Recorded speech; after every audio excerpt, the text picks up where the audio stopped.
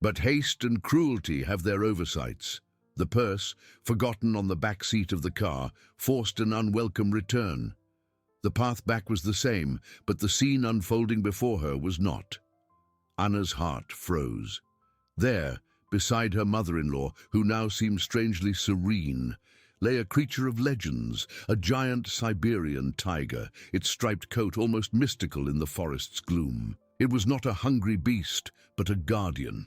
With a tenderness Anna had never shown, the tiger licked the elderly woman's forehead, a gesture of affection that contrasted brutally with human coldness.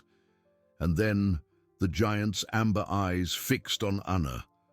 Without roaring, without attacking, it simply moved, positioning its massive body between the daughter-in-law and the mother-in-law, blocking the only way back. Nature, indeed, would take care of her, but not in the way Anna expected. The cold forest air seemed to suck the oxygen from Anna's lungs. It wasn't just the approaching night chill, but the paralyzing terror that held her in place. The Siberian tiger, a creature of wild beauty and unquestionable power, remained there, a living wall of muscle and stripes. Its amber eyes fixed on her.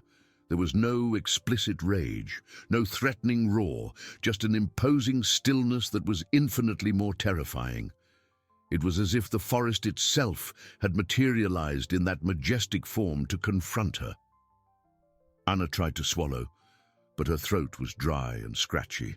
Her heart hammered like a frantic drum against her ribs, each beat a vivid reminder of her own vulnerability. She was accustomed to manipulating, controlling, dictating the fate of others. But there, before that unexpected guardian, she was the prey, the intruder, the disruptive force that needed to be contained. The purse, the reason for her return, lay forgotten on the car seat, a relic of a world that seemed to have vanished in the blink of an eye. She looked at her mother-in-law, who now seemed to be sleeping deeply, her head resting gently against the tree trunk. The serenity on her face was almost frightening, a stark contrast to Anna's internal turmoil. Was the elderly woman dead? Or merely in a deep sleep, lulled by the predator's presence? The thought that the tiger might have brought some kind of peace to the woman she had abandoned was a cruel blow, an irony that sent an even deeper chill through her. "Get out of the way," Anna whispered, her voice hoarse, almost inaudible. The sound was lost in the vastness of the forest, swallowed by the oppressive quiet. The tiger did not move. Not a muscle twitched in its powerful frame. Its eyes, however, seemed to pierce Anna's soul, stripping bare every selfish intention, every cruel thought that had led her there. It was a gaze that did not judge, but understood, and that understanding was heavier than any condemnation. A shiver ran down Anna's spine. She took a hesitant step to the right, trying to bypass the beast. The tiger, with surprising fluidity for its size, mirrored her movement, staying firmly between her and the path. She tried to the left, and the tiger did the same. There was no way through. The forest, once a mere backdrop to her act of cruelty, now became a prison, and the tiger her jailer. The sun began to set, painting the sky in shades of orange and purple that quickly deepened into dark blue. Shadows lengthened, transforming the trees into ghostly figures.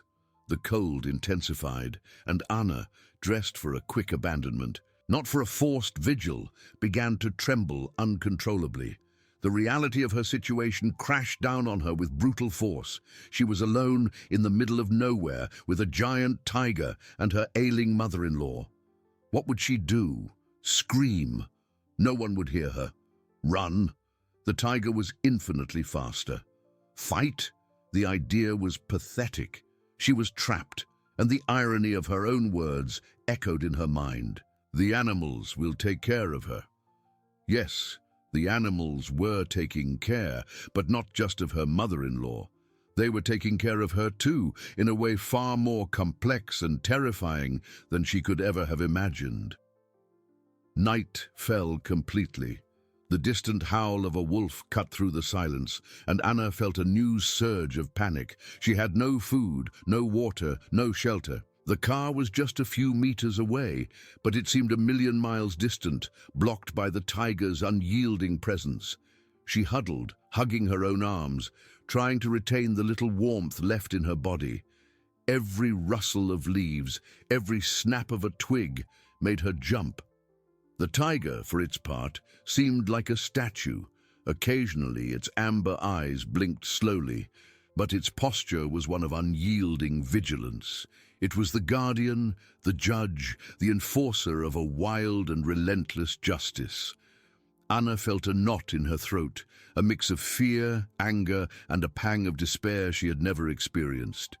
She, the controller, was completely out of control. Hours dragged on, each minute an eternity of cold and terror. Anna tried to reason, to find a way out, but her mind was clouded by panic. She thought of the life she had left behind, the comfortable house, the warm bed. Everything seemed so distant, so unreal. The forest, with its nocturnal sounds and damp smells, was now her only reality. And the tiger, her newest and most terrifying companion. She looked at her mother-in-law again. The elderly woman seemed even paler in the darkness, but the serenity persisted. The tiger, in an almost imperceptible movement, lowered its head and sniffed the woman's hair, a protective gesture that made Anna's stomach churn. It was not a hungry predator, but a protector, and Anna, the cruel daughter-in-law, was the threat. The role reversal was complete, and the lesson painfully clear. She was trapped, and the night in the forest was just beginning. Her purse, and everything it represented, now seemed an insignificant detail compared to the magnitude of her mistake and the imposing presence of that tiger. What would dawn bring? Or would dawn never come for her? The tension was palpable, dense, and the cold penetrated to her bones. Night deepened, and with it, Anna's despair. Each minute was a frigid agony, an eternity of terror and regret she had never imagined. The distant howl of the wolf had been merely the prelude to a nocturnal symphony that seemed orchestrated to torment her. Indistinct forest sounds, the rustle of dry leaves, the snap of branches under the weight of unseen creatures, the murmur of the wind through the trees, transformed into threats in her exhausted mind. She huddled even tighter, arms crossed over her chest, trying in vain to retain the warmth her body no longer produced. The cold was a living entity, crawling beneath her clothes, penetrating her bones, paralyzing her muscles. The car, so near and yet so unattainable, was a beacon of hope that dimmed with each passing second. Her purse, with her cell phone and wallet, lay inside, a cruel reminder of all she had lost by trying to shed a burden. Now, she was the burden, trapped in her own snare. She tried to speak again, but her voice was nothing more than a hoarse whisper. "Please, let me pass." The words dissolved into the cold air, without echo, without response. The tiger, a striped sphinx in the gloom, did not even blink. Its amber eyes, which had previously seemed to pierce her soul, now glowed with an almost supernatural intensity, reflecting the scant starlight filtering through the treetops. There was no anger, no hunger in its gaze, only an unwavering determination, a vigilance that transcended any animal instinct Anna could comprehend. It was the personification of the forest, the guardian of a wild justice that did not bend to human pleas. Anna's mind began to wander, oscillating between panic and a strange, cold-induced lethargy. She thought of her life, the choices that had led her there, the ambition, the impatience, the veiled cruelty that had always accompanied her. She had always considered herself clever, superior, capable of shaping the world to her will. But there, before that silent giant, she was insignificant, an ant before a mountain. The irony of her own words, "The animals will take care of her," echoed in her mind like a curse. Yes, the animals were taking care, and they were taking care of her too, in a way she could never have foreseen. Her mother-in-law, for her part, remained motionless, a disturbing contrast of serenity. Anna watched the tiger move gently, lowering its head to sniff the elderly woman's hair again, a gesture of affection that made Anna's stomach churn. It was a surreal, almost biblical scene, the wild beast protecting the frail, while the human, the predator, trembled with fear and despair. The role reversal was complete and the humiliation profound. Thirst began to tighten its grip, her throat scratching with every attempt to swallow.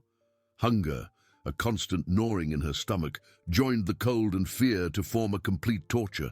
She tried to stand, to stretch her numb legs, but the fear of provoking the tiger kept her huddled. Every movement seemed a risk, every breath a challenge. Hours dragged on, slow and endless. The sky, once tinged with purples and oranges, was now a black mantle sprinkled with indifferent stars. Anna felt the weight of solitude, a loneliness that went beyond the absence of other people. It was the solitude of being completely at the mercy of forces she could not control, of a nature she had disdained and which now confronted her in its most majestic and relentless form. In a moment of cold-induced delirium, she thought of screaming for help. But to whom? The forest was vast, and civilization a distant echo.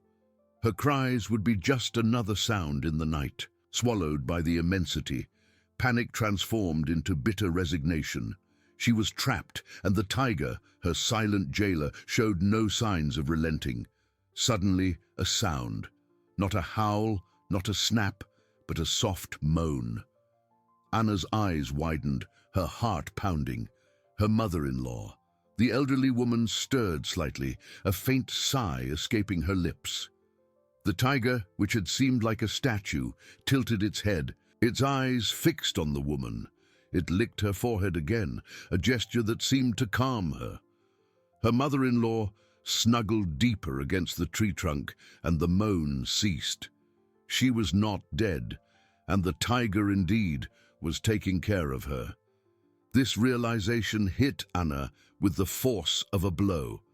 The woman she had abandoned to die was being protected by a wild creature, while she, the daughter-in-law, was the intruder, the threat. Shame, a feeling she rarely allowed herself, began to mix with fear.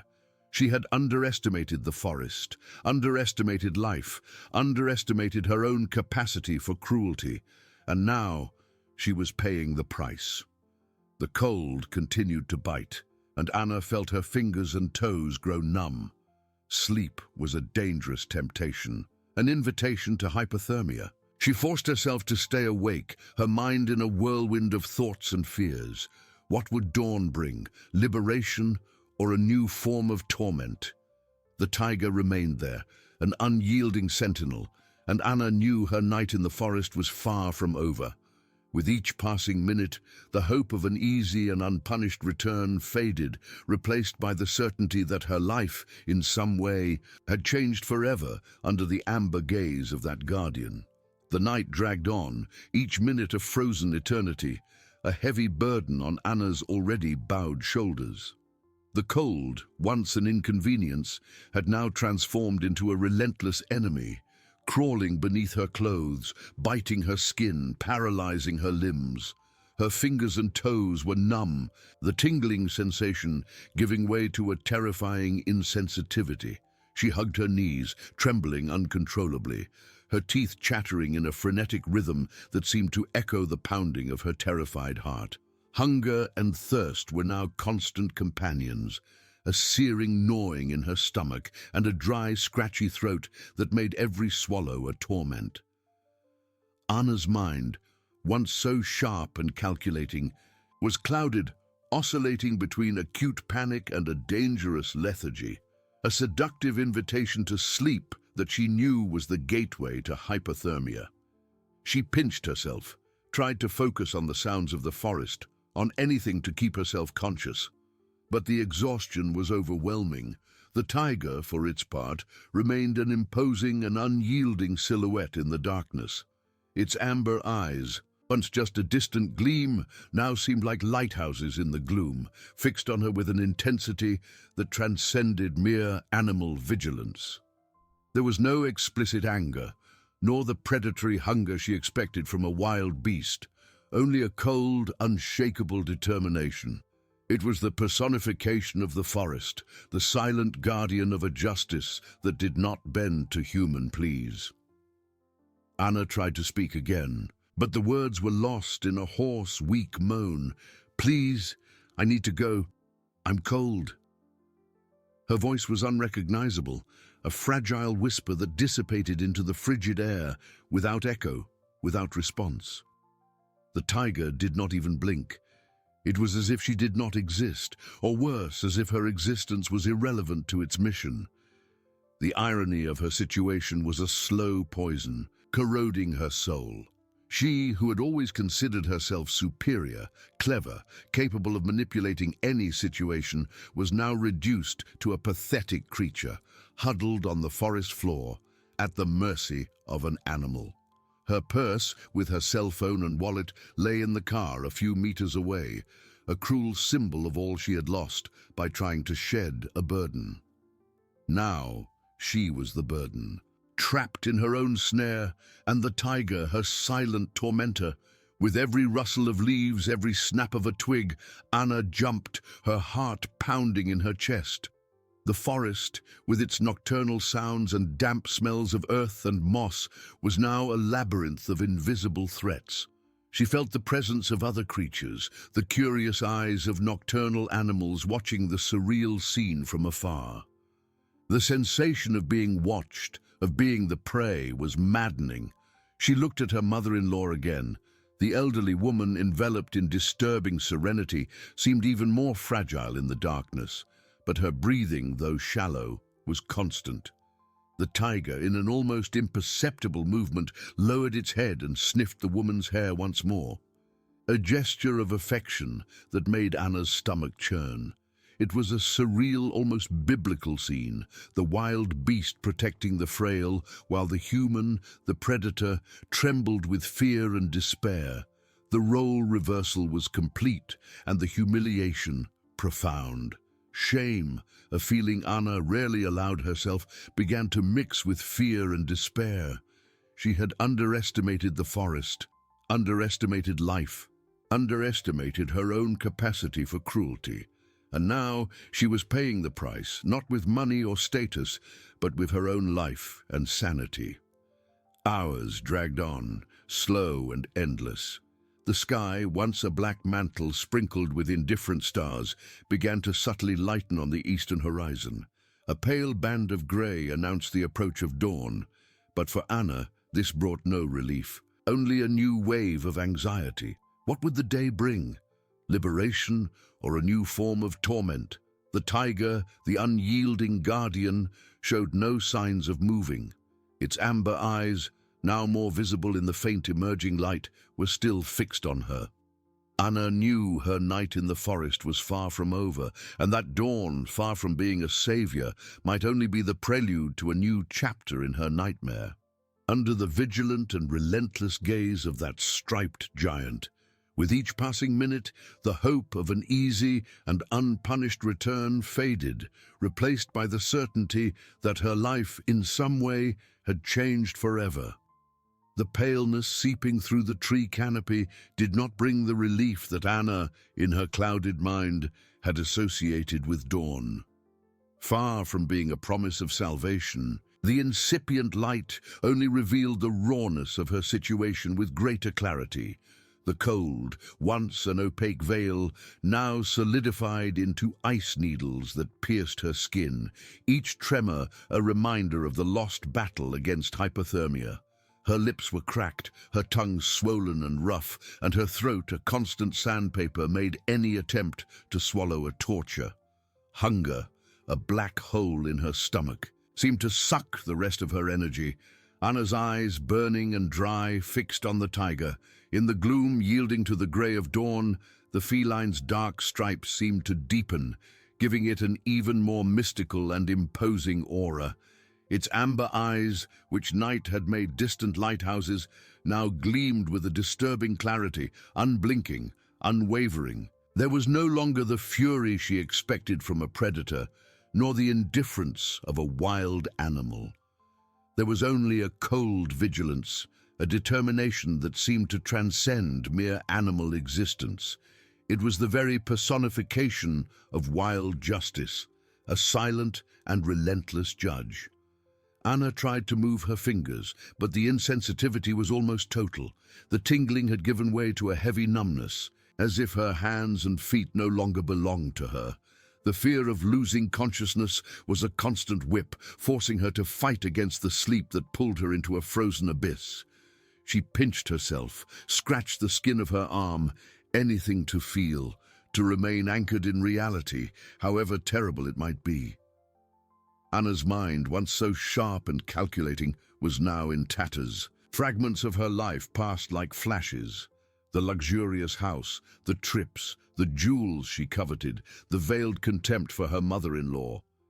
The irony of it all hit her like a punch to the gut.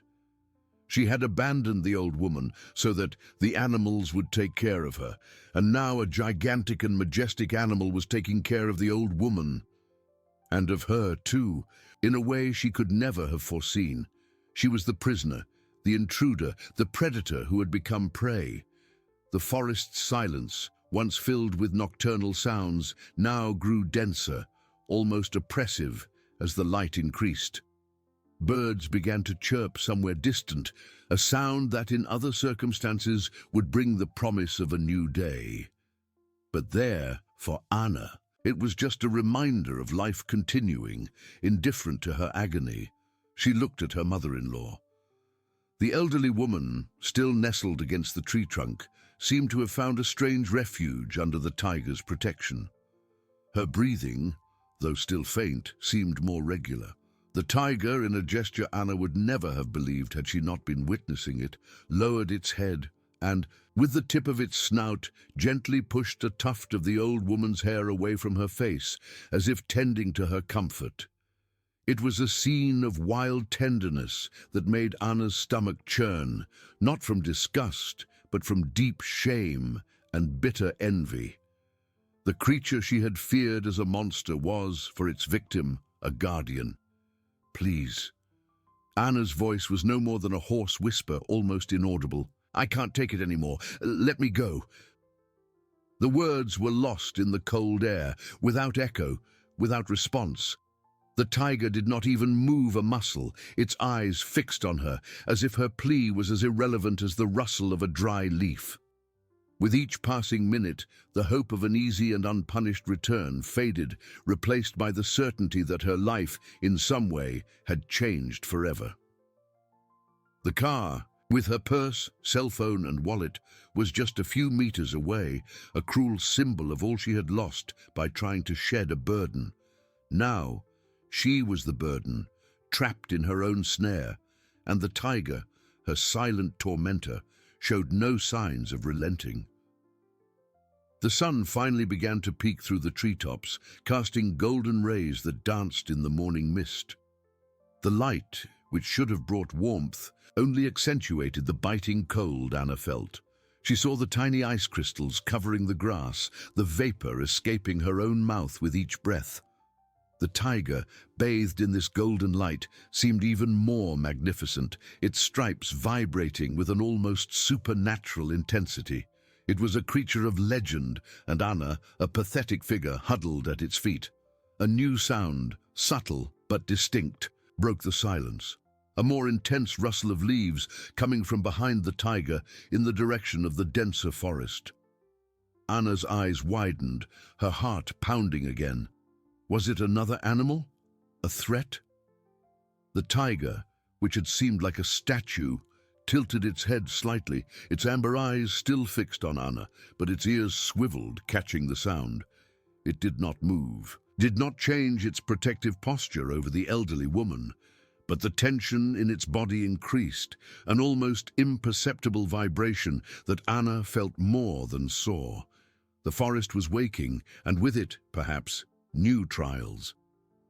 Anna felt a shiver that did not come solely from the cold. Dawn, far from being a savior, seemed to be merely the prelude to a new chapter in her nightmare, under the vigilant and relentless gaze of that striped giant, and now, perhaps, under the attention of something else moving in the forest shadows. The dawn light, creeping through the treetops, brought no warmth, only a cruel clarity to Anna's torment. Each golden ray dancing in the morning mist seemed to accentuate the biting cold that pierced her, transforming her body into a block of aching ice. She saw the tiny crystals of frozen dew on the grass, the vapor escaping her own mouth with each forced breath. The tiger, bathed in this light that made it even more magnificent, seemed a creature of legend, its stripes vibrating with an almost supernatural intensity. And Anna, a pathetic figure huddled at its feet, felt the weight of her insignificance. It was then that the sound repeated, more distinct this time. It was not the random rustle of wind in the leaves, nor the snap of a dry branch. It was a deliberate sound, a soft, rhythmic dragging, coming from behind the tiger, from the direction of the denser forest. Anna's eyes widened, her heart pounding again, a new wave of panic sweeping away the last vestige of her sanity. Was it another animal, an even greater threat? The tiger, which until then had seemed a statue of muscle and fur, tilted its head slightly. Its amber eyes, however, remained fixed on Anna, an unyielding vigilance that did not waver. But its ears, those sensitive antennae, swiveled, catching the sound with frightening precision. It did not move, did not change its protective posture over the elderly woman, but the tension in its body increased, an almost imperceptible vibration that Anna felt more than saw. The forest was waking, and with it, perhaps, new trials. Anna's mind, already in tatters, began to conjure terrible images. Wolves, perhaps? Bears? She had thrown her mother-in-law to the animals, and now it seemed the animals were coming for her. The irony was a bitter poison, corroding her from within. She tried to shrink further, wishing she could disappear into the damp earth, become invisible. But the tiger, with its relentless gaze, would not let her forget its presence. The sound approached, slow, constant. Anna could feel the ground subtly vibrate. Or perhaps it was just her own uncontrollable tremor. She looked at the tiger, searching for any sign, any clue of what was to come. But the beast remained impassive, a golden striped enigma, its main focus still Anna. This terrified her even more. If the tiger was not threatened, what was coming, and why was it still holding her captive? With each passing second, the forest seemed to close in on her. The smells of wet earth and pine, once just part of the scenery, now seemed to suffocate her. The bird song, which had once been a sound of life, now sounded like a mocking chorus, celebrating her misfortune. She was alone, completely isolated, and the car with her purse and cell phone seemed a million miles away, a distant dream of safety and normalcy. Anna's mouth was dry, her tongue rough as sandpaper. Hunger and thirst were constant physical pains, but fear was an even deeper ache, corroding her soul. She felt a sharp pang in her chest, a pain not just from the cold, but from the despair that invaded her. She had underestimated the forest, underestimated life, underestimated her own capacity for cruelty. And now she was paying the price, not with money or status, but with her own life and sanity. The sound stopped. A heavy, expectant silence fell over the clearing, breaking the forest's morning symphony. Anna held her breath, her eyes sweeping the darkness between the trees, trying to discern any movement. The tiger, however, remained motionless, its eyes fixed on her, but its ears still swiveled, as if listening to something she could not. Suddenly, a movement, not from behind the tiger, but from within the forest, slightly to the right of where the sound had stopped. A shadow detached itself from the gloom, and Anna felt a chilling shiver run down her spine. It was not an animal, it was a figure, tall, slender, and completely motionless, observing the scene. Anna's heart leaped and began to hammer against her ribs with brutal force. Was it a person, a hunter, a lumberjack? Hope, fragile and almost dead, tried to rekindle in her chest, but was immediately crushed by terror. The figure did not move, only observed, and the tiger, the unyielding guardian, showed no sign of hostility towards it. Its amber eyes were still fixed on Anna, as if the newcomer was just another spectator to her particular judgment. The sunlight, now stronger, began to illuminate the figure, revealing details that made Anna's blood run cold. It was not an ordinary person. It was a man, yes, but his clothes were strange, made of furs and leathers, and his face, though human, had an expression of ancient, almost wild gravity. He held a long carved staff, and his eyes, a penetrating blue, were fixed on the tiger and then on Anna.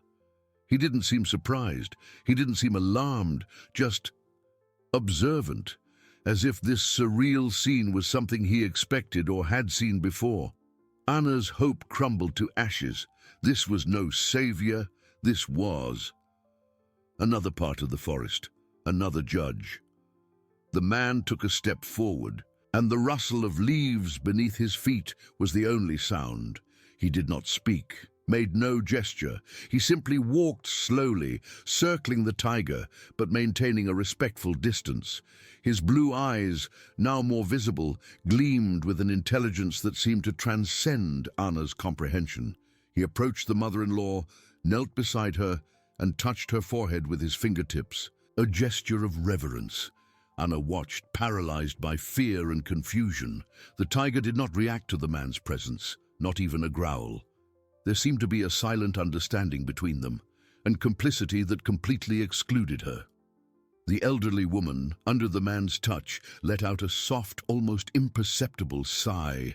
The man then turned, his blue eyes meeting Anna's again. There was no anger in them, no explicit judgment, but a deep and ancient sorrow.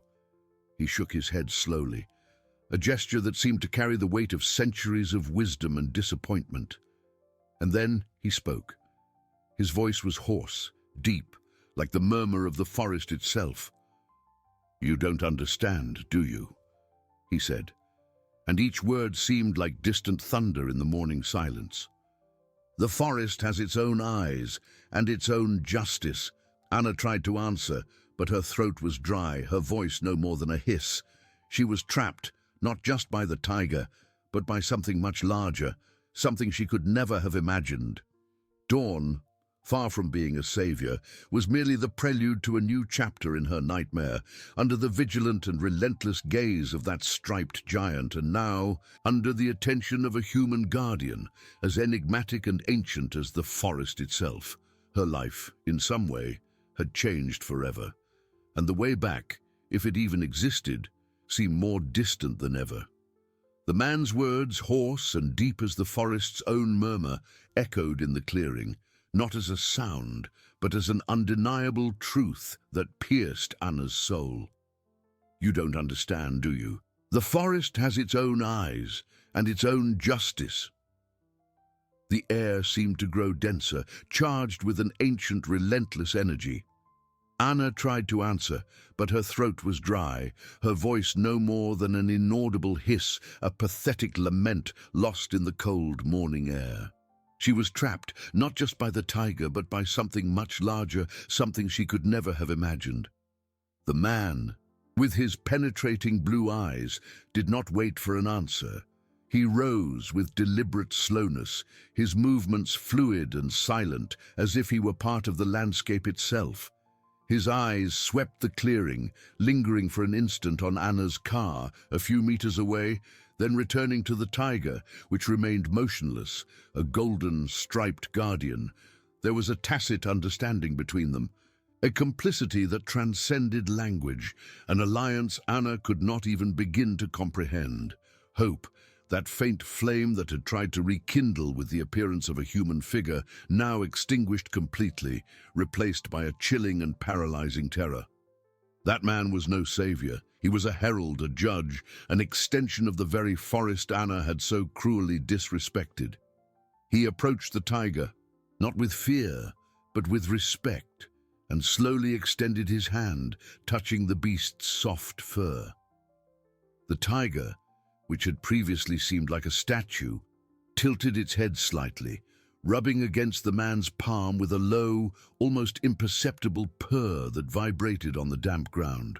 It was a sound of contentment, of recognition, and Anna felt a shiver of horror. That animal was not merely wild. It was domesticated by a force she could not name.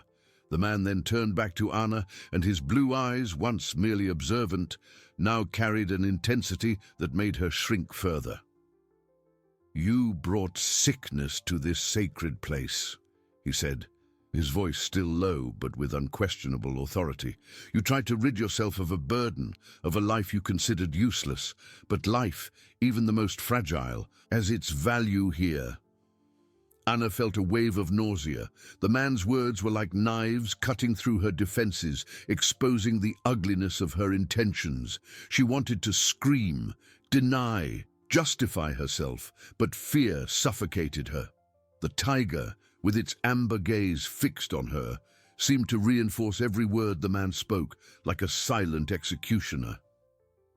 "The forest does not forget," the man continued, his eyes sweeping over the sleeping elderly woman, then the tiger, and finally Anna.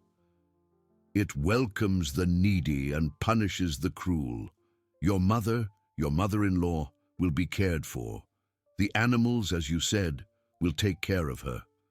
But you—" He paused dramatically, and the silence that followed was more terrifying than any threat. "You will be the burden. You will be the lesson." Anna's mind spun in a whirlwind. She tried to process the words, the impossibility of the situation. A man who spoke with tigers, who seemed to embody the forest itself, who was condemning her. It was a nightmare, a hallucination caused by the cold and fear.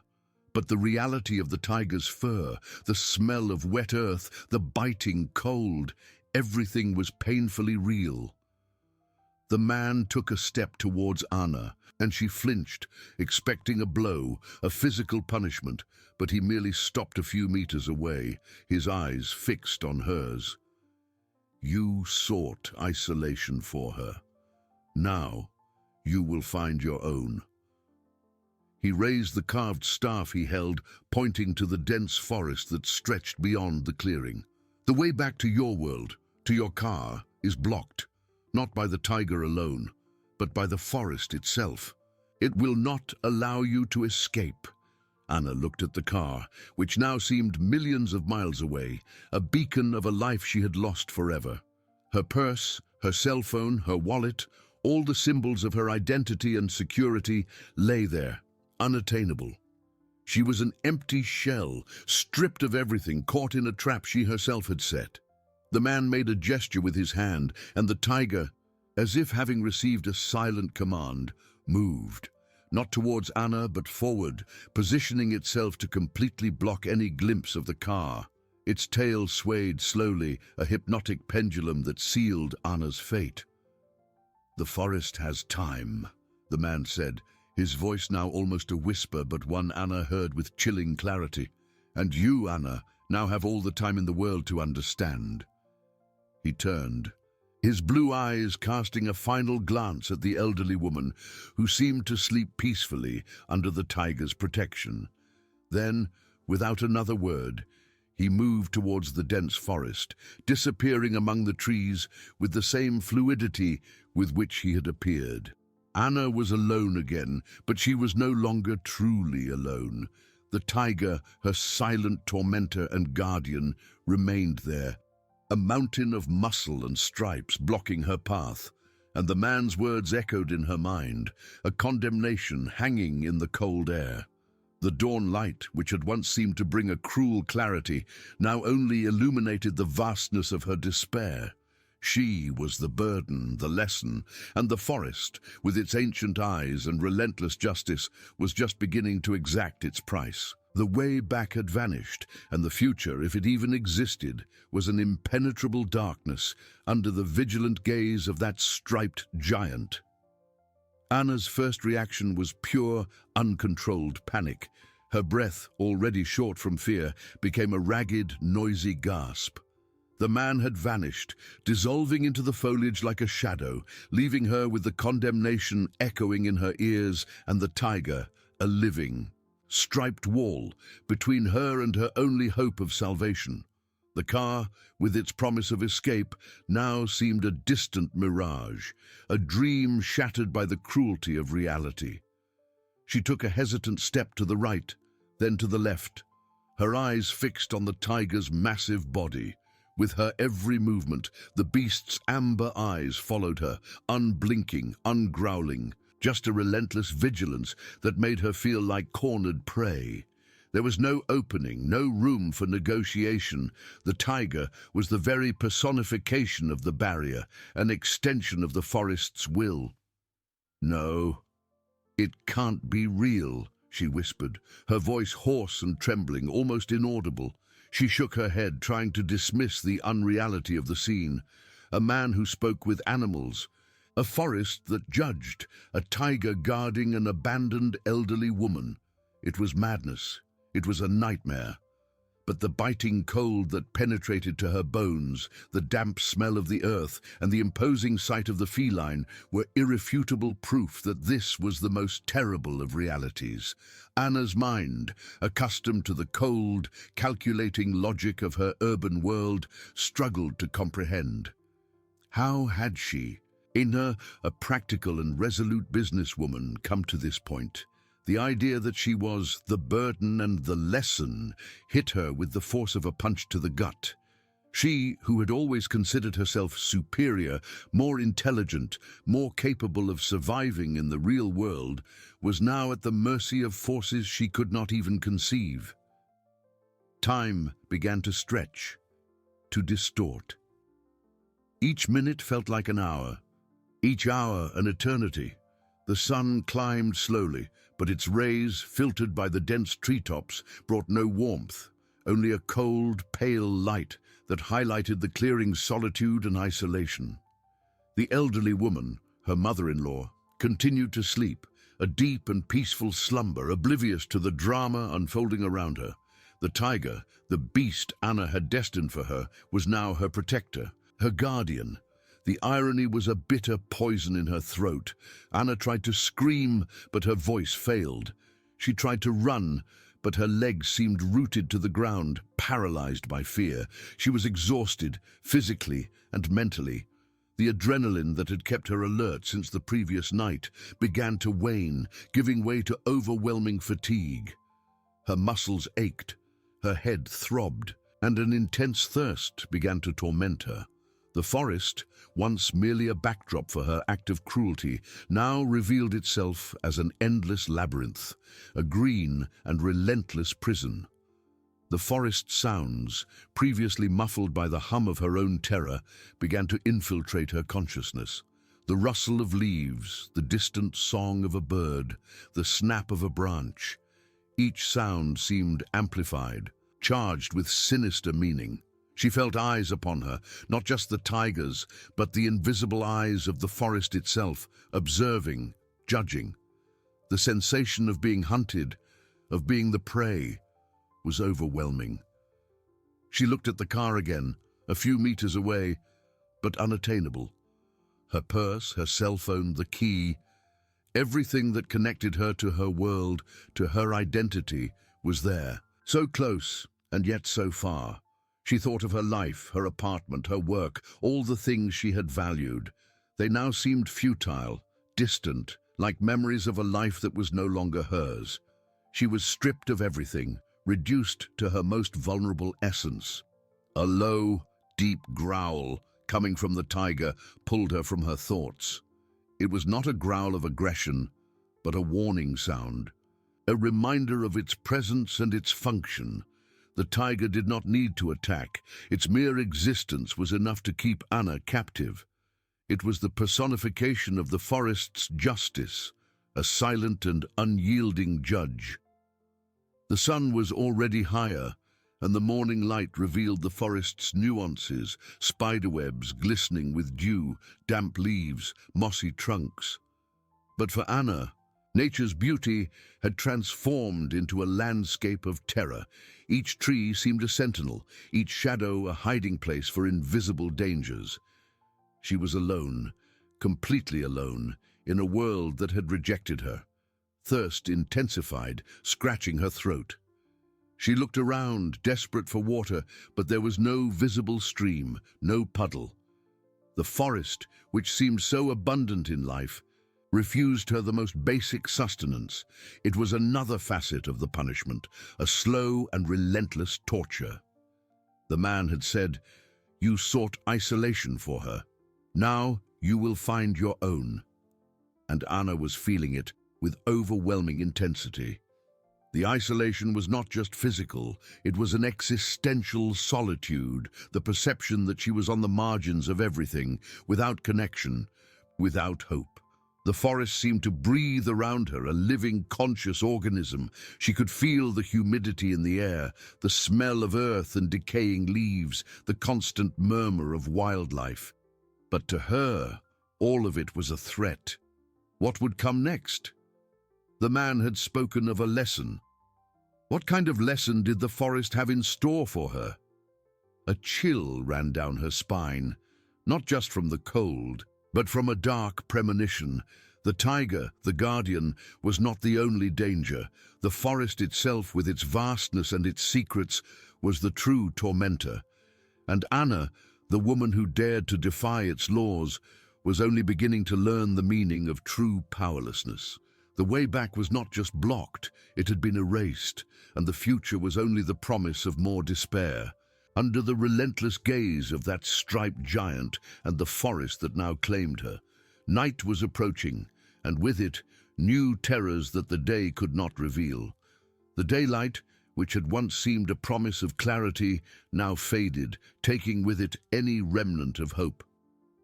The forest shadows, once mere outlines, lengthened and deepened, swallowing the clearing in a cloak of growing darkness.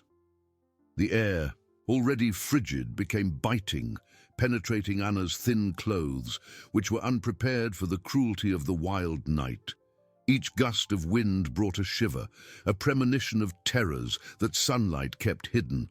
The forest began to breathe differently. Daytime sounds, birdsong and insect hums were replaced by a darker chorus. The rustle of leaves in the wind seemed a malicious whisper.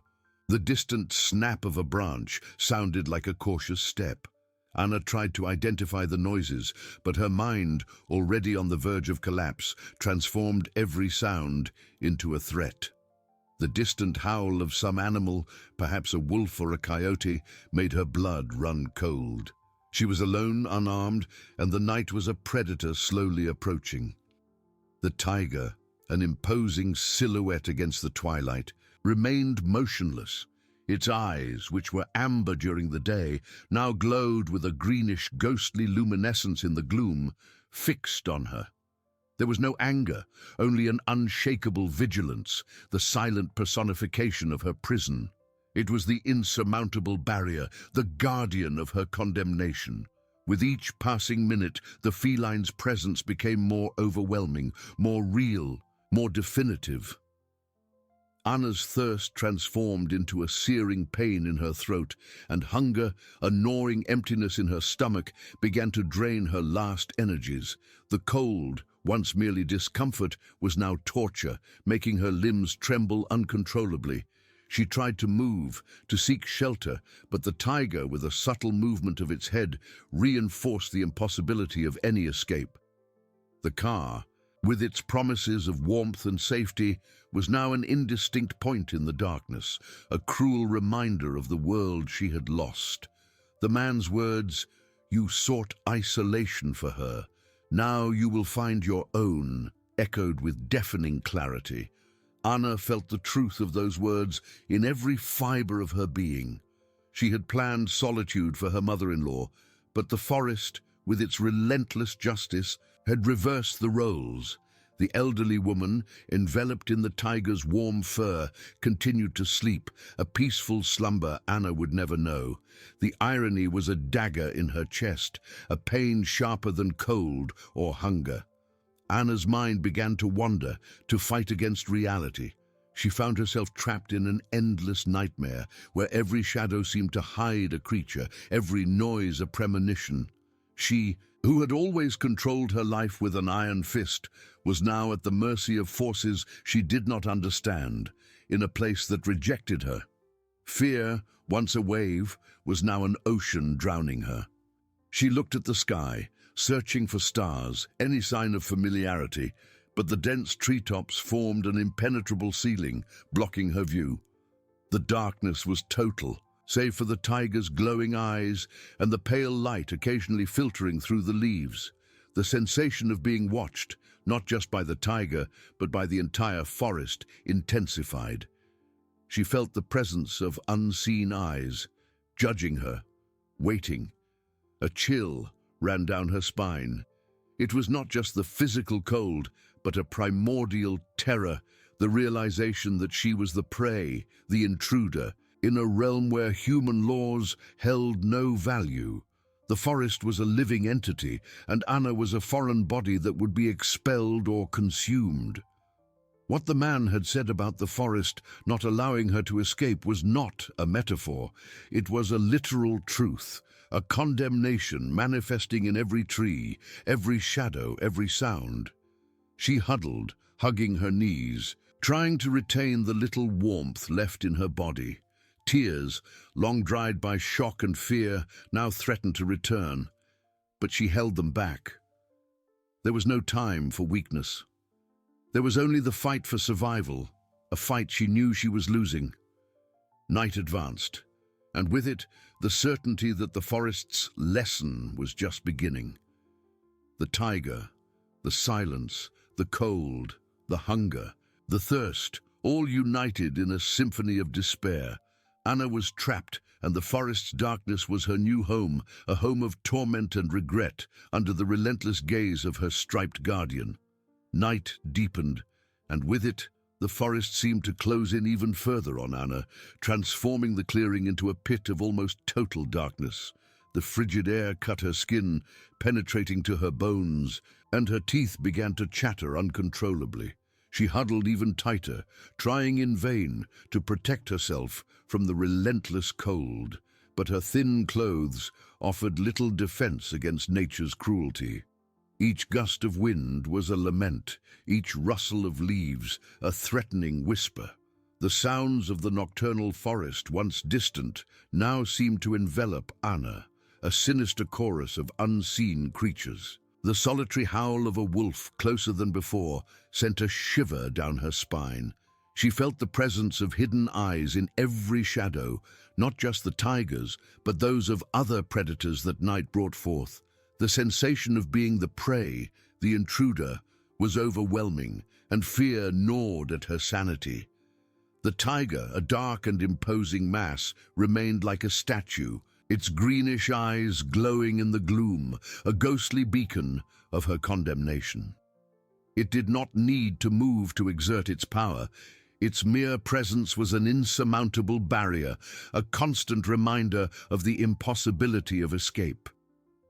Anna tried to avert her gaze, but it was as if her eyes were magnetically drawn to it, a terrible connection between tormentor and victim. With each passing minute, the feline's figure became more real, more definitive, the silent personification of her prison. Thirst transformed into a searing pain in her throat, and hunger, a gnawing emptiness in her stomach, began to drain her last energies. The cold, once merely discomfort, was now torture, making her limbs tremble uncontrollably. She tried to move, to seek shelter. But the tiger, with a subtle movement of its head, reinforced the impossibility of any escape. The car, with its promises of warmth and safety, was now an indistinct point in the darkness, a cruel reminder of the world she had lost. The sensation of being watched, not just by the tiger, but by the entire forest, intensified. She felt the presence of unseen eyes, judging her, waiting. A chill ran down her spine. It was not just the physical cold, but a primordial terror, the realization that she was the prey, the intruder, in a realm where human laws held no value. The forest was a living entity, and Anna was a foreign body that would be expelled or consumed. What the man had said about the forest not allowing her to escape was not a metaphor.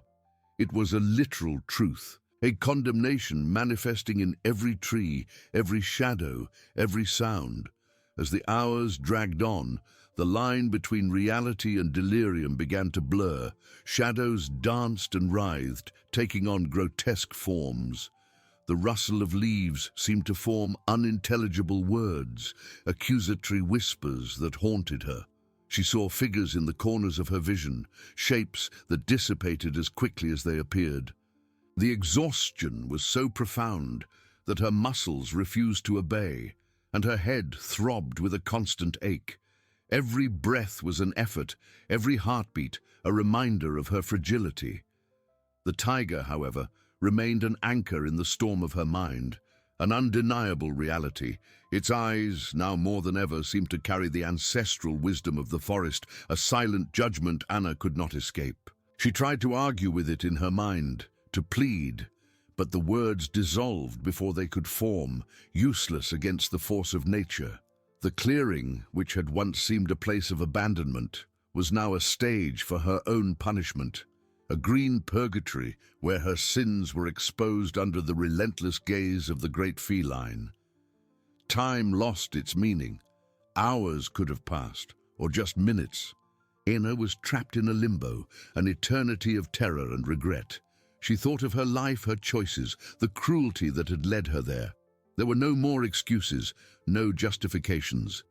The forest, with its brutal truth, had stripped away all her masks, revealing the empty and cruel woman she truly was. And now this woman was on the verge of collapse, at the mercy of a world she had despised.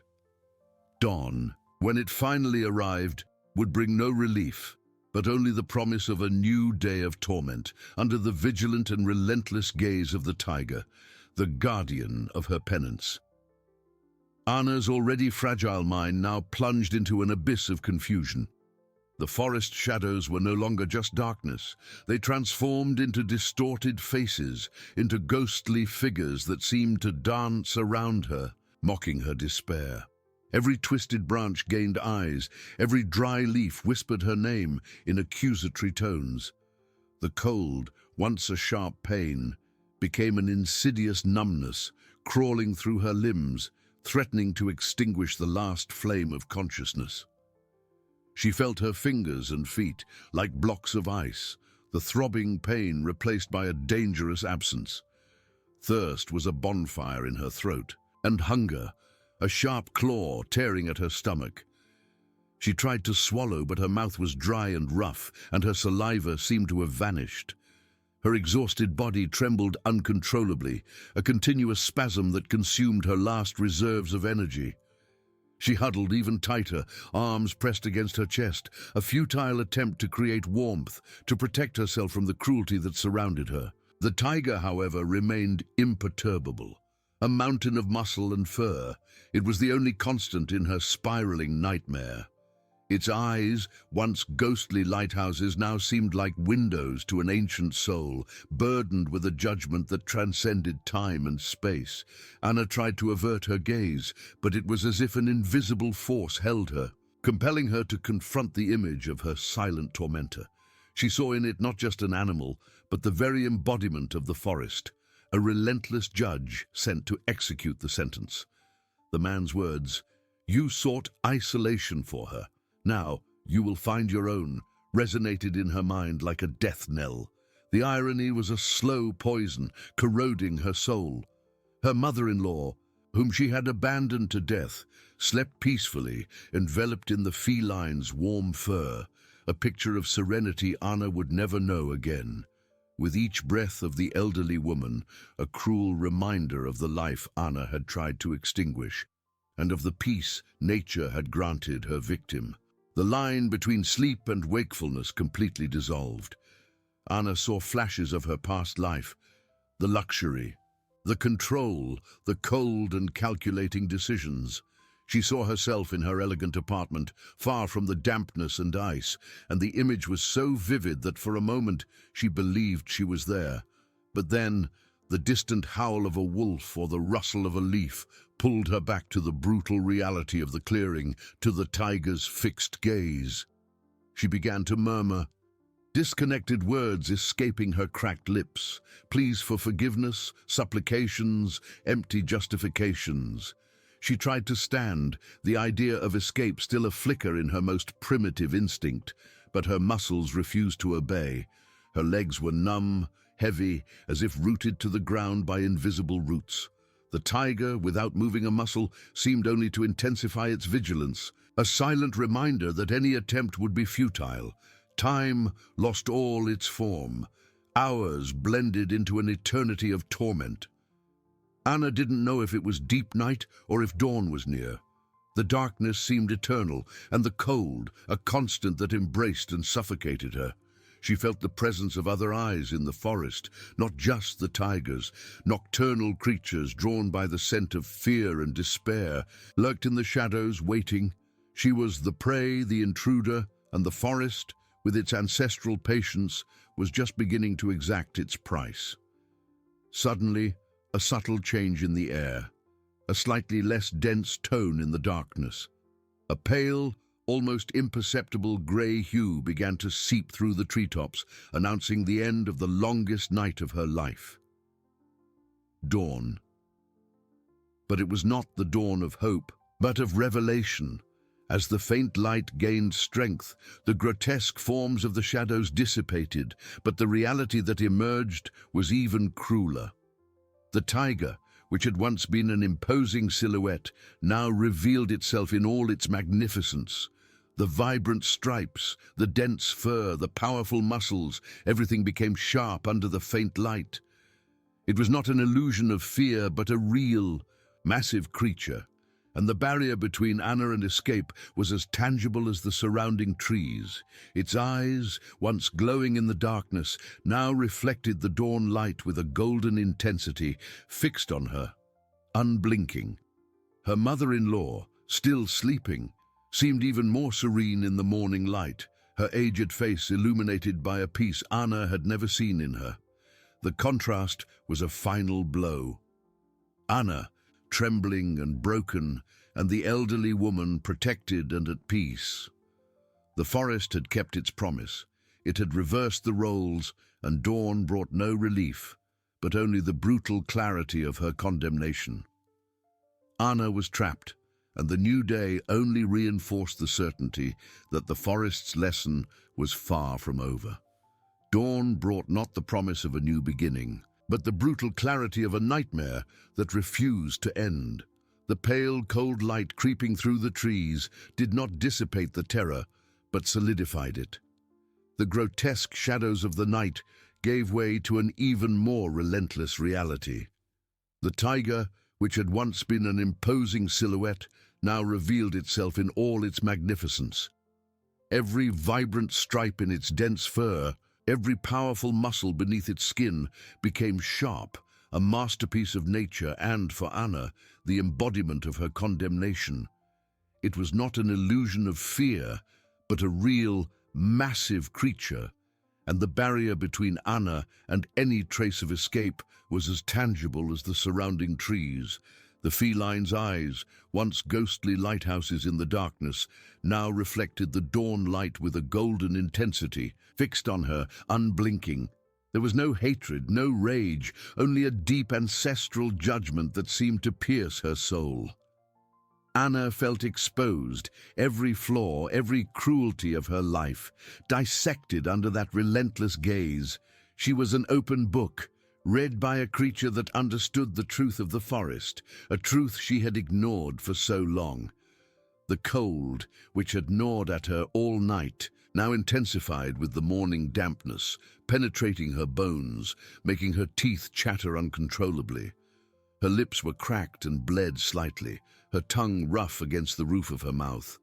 Thirst was a constant torture, and hunger, a searing pain that mingled with nausea. Every movement was an excruciating effort, and she felt her limbs refusing to obey, heavy and numb. Anna's already fragile mind now struggled to maintain any coherence. Memories of her past life, once vivid flashes, became distorted, like images in a broken mirror. She saw her luxurious apartment, but the walls were covered in moss and cobwebs. She heard her own voice, but the words were accusatory whispers from the forest. Despair was a physical weight, crushing her, stealing her ability to think, to react. She tried once more to move, to drag herself away from that place, that silent judgment. But her legs were trapped, not by visible roots, but by a paralysis that came from within, from fear and exhaustion. Every fiber of her being screamed for escape, but her body refused to obey. She was a prisoner in her own skin, chained by the forest and the tiger. The tiger, without moving a muscle, seemed only to intensify its vigilance. Its golden eyes followed Anna's every small tremor, every futile attempt to avert her gaze. It was as if it could read her thoughts, anticipate her movements, and with its mere presence nullify any hope. It was the guardian of her penance, the silent executioner of her soul. Suddenly a sound, not a distant howl, nor the rustle of leaves. It was a low, deep growl that vibrated in the air and made the ground tremble slightly. It was not a growl of immediate aggression, but a warning, a reminder of its power. The sound reverberated in Anna's chest, chilling her to the marrow. She didn't know if the growl was for her or for something else approaching in the forest. The panic, which seemed to have peaked the night before, found a new depth. Her mother-in-law, however, did not even stir. The tiger's growl, which had terrified Anna, seemed to have been merely a whisper to the elderly woman, who continued to sleep placidly, nestled against the great feline's warmth. It was as if the forest and the tiger itself had accepted her, embraced her, while Anna was rejected, kept at a distance, an unwanted intruder. The dawn light continued to grow, revealing more details of the clearing. Anna noticed the marks on the ground, the crushed leaves, the broken branches. Small insects began to crawl, and the distant song of a bird echoed, a melody that in other circumstances would have been beautiful, but which now sounded like a funeral dirge. The forest was awakening, and with it the certainty that the lesson was far from over. The tiger would not move.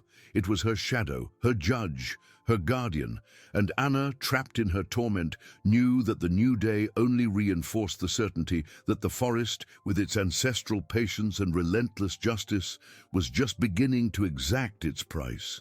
She was at the mercy of a world she had despised, and dawn brought no hope, but the promise of prolonged suffering under the vigilant and relentless gaze of her striped tormentor.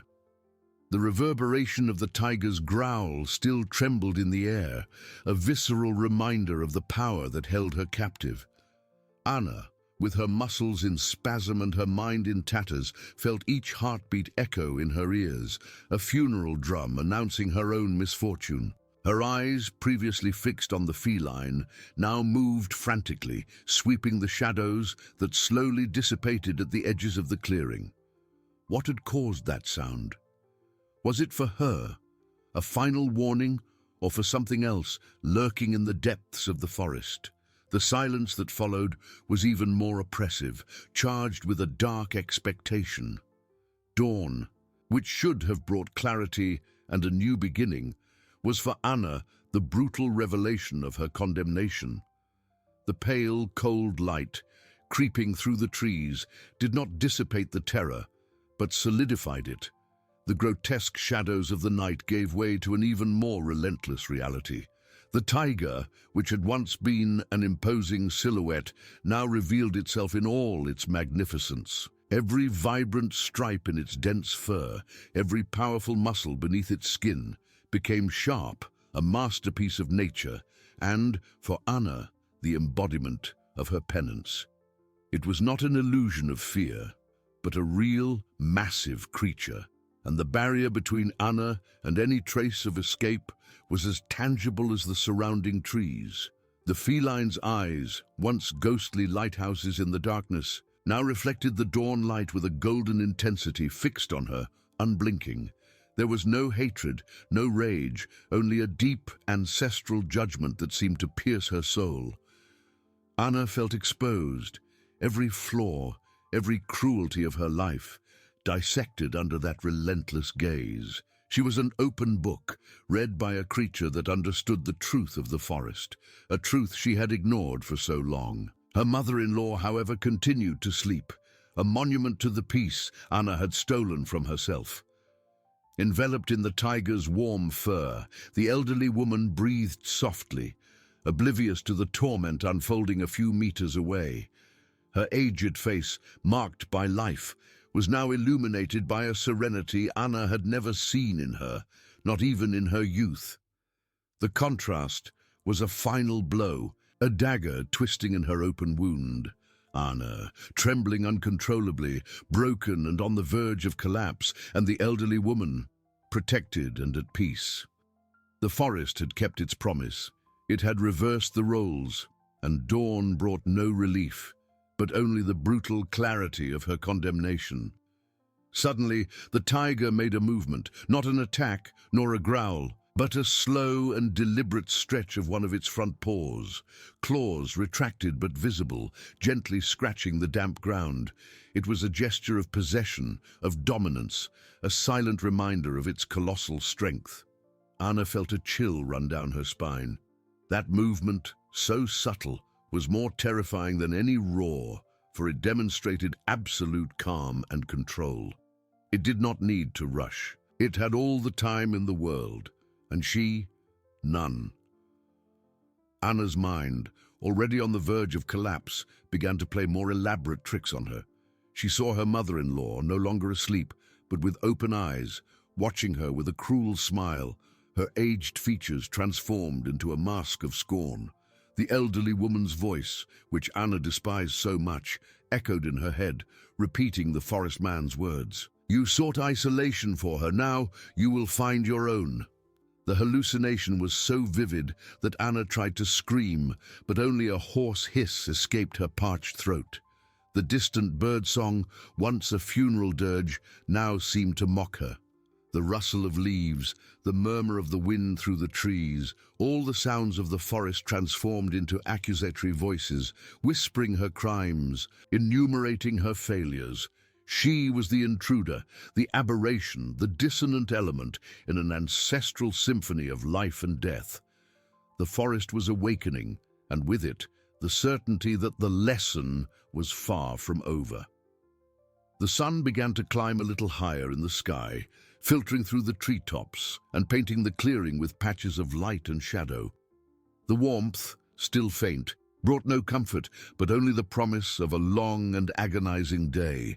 Anna felt cold sweat trickle down her forehead, mixing with dirt and dampness.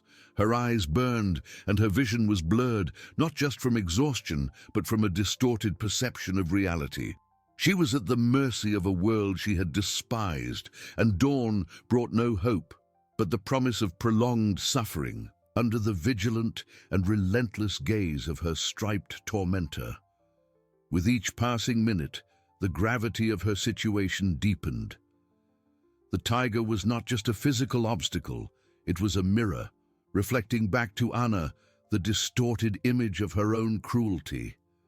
The feline's patience was the patience of nature itself, awaiting the intruder to consume herself in her own venom.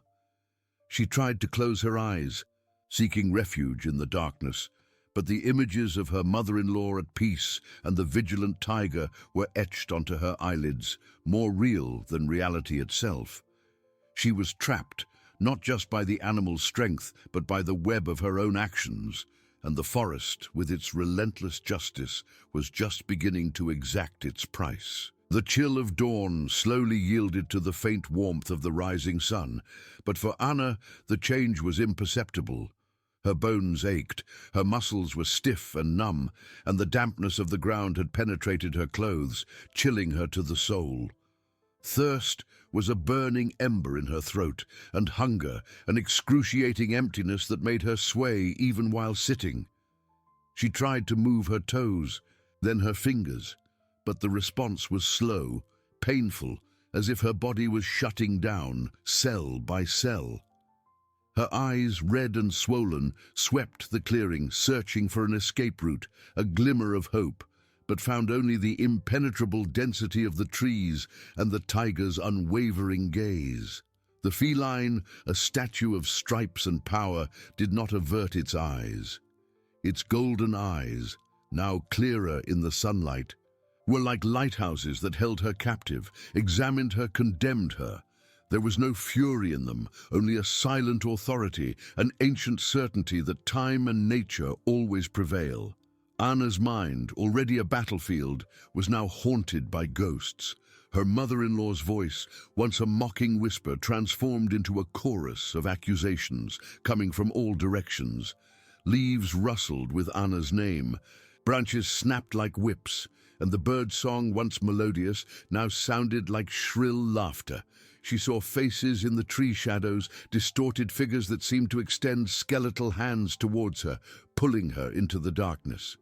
She tried to shrink further, seeking protection within herself, but there was no refuge. The forest air, once fresh and invigorating, now seemed heavy, dense, suffocating. Each inhalation was an effort, and the smell of damp earth and decaying leaves mingled with the metallic scent of her own fear.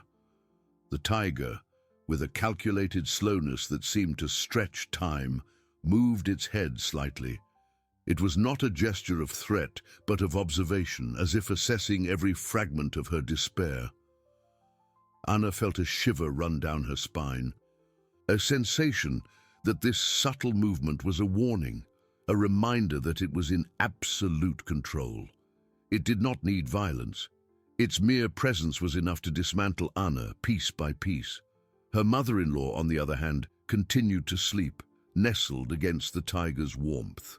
The sunlight, now stronger, kissed her aged face, revealing an expression of serenity Anna had never witnessed. A faint smile played on her lips, as if she were dreaming of something beautiful and distant. The scene was a brutal contrast, a visual torture for Anna. The woman she had abandoned, for whom she wished the worst, was now at peace, protected by the very nature Anna had invoked to be her tormentor. Anna felt a pang of anger, a last flicker of her old cruelty, but it was a hollow, powerless anger that dissipated as quickly as it arose. Despair was an ocean swallowing her, and anger was just an insignificant bubble on the surface. She was exhausted, not just physically, but from her own wickedness, from her own resistance. Hours dragged on, each one feeling like an eternity. The sun climbed higher, and the temperature in the clearing rose, but the heat brought no relief. It only intensified the thirst and discomfort. Anna felt her skin burn where the sun hit her, while the rest of her body remained cold and damp. She tried to drag herself a little, just a few centimeters, to seek the shade of a nearby tree, but the tiger made a movement. A slight tremor in its tail, a slow blink of its golden eyes. It was enough. Anna froze, her heart pounding erratically, her body trembling uncontrollably. She was trapped in a limbo, neither alive nor dead, merely existing in a state of perpetual torment. Time had lost its meaning. The past was a fog of regrets and cruelties, the future an endless darkness. There was only the present, the tiger's gaze, her mother-in-law's peace, the merciless forest, and the agony of her own existence. The tiger, in its silent majesty, was the judge, the executioner, and the guardian. It needed no words, no roars. Its presence was the sentence, and the forest, with its infinite patience, was the prison. Anna, stripped of everything, her arrogance, her cruelty, her very humanity, was at the mercy of a world she had despised. And the day, which had barely begun, promised an eternity of suffering. Under the vigilant and relentless gaze of her striped tormentor, the forest's lesson was far from over. In truth, it only deepened, etching itself into her soul with every beat of her desperate heart. The forest's lesson, far from ending, only deepened, etching itself into Anna's soul with every desperate beat of her heart. The sun, now at its zenith, poured a torrent of heat over the clearing, baking the air and drying the little moisture left on the ground. Anna's thirst was a liquid agony, a flame consuming her throat and making her gasp for the hot air in spasms. Her lips were cracked, her tongue rough as sandpaper, and her vision, already blurred, seemed to dance with points of light and darkness, reflections of a body on the verge of collapse. She tried once more to move, to drag herself, to seek any relief, however small, but her body did not respond. Every muscle was a stretched, aching cord, every joint a silent scream. The tiger, imposing and motionless, needed to do no more than exist. Its gaze, golden and penetrating, was an anchor that held Anna in place, an invisible chain stronger than any steel. It was the very personification of nature's patience, waiting, observing, allowing the intruder to dissolve in her own torment. Anna's mind, already fragmented, disintegrated further under the relentless heat and overwhelming pressure. The forest voices, once accusatory whispers, transformed into a deafening chorus. She heard her mother-in-law laugh, not with the old woman's voice, but with a child's voice, pure and cruel, mocking her misfortune. The trees writhed, their branches extending like skeletal fingers, pointing at her, condemning her. The smell of damp earth and decaying leaves gave way to an odor of sulfur, of putrefaction, as if hell itself had opened beneath her feet. She closed her eyes tightly, wishing for darkness, for annihilation, but the images were more vivid there. She saw herself, young and beautiful, but with a heart of stone, uttering the cruel words that had sealed her fate. She saw her mother-in-law, frail and ill, being dragged into the forest, terror in her eyes. And then the image of the tiger, majestic and protective, licking the elderly woman's forehead, an act of tenderness Anna would never be capable of offering. Guilt, an unbearable weight, crushed her, transforming into a physical pain that radiated from her chest. Her mother-in-law, oblivious to all the drama, continued to sleep, her breathing soft and regular, her face illuminated by a sunbeam that pierced the foliage. The smile on her lips seemed to deepen, as if she were dreaming of a paradise, a place of peace and acceptance, the exact opposite of Anna's hell. The contrast was a visual and emotional torture, irrefutable proof of the forest's relentless justice. The woman Anna had abandoned to die was now safer and more loved than she had ever been. Anna tried to cry, but there were no tears. Her body was dehydrated, her soul parched. Anger, the last vestige of her old personality, had vanished, replaced by a chilling emptiness, a bitter resignation. She was a husk, a shell of flesh and bone, devoid of any emotion other than fear and despair.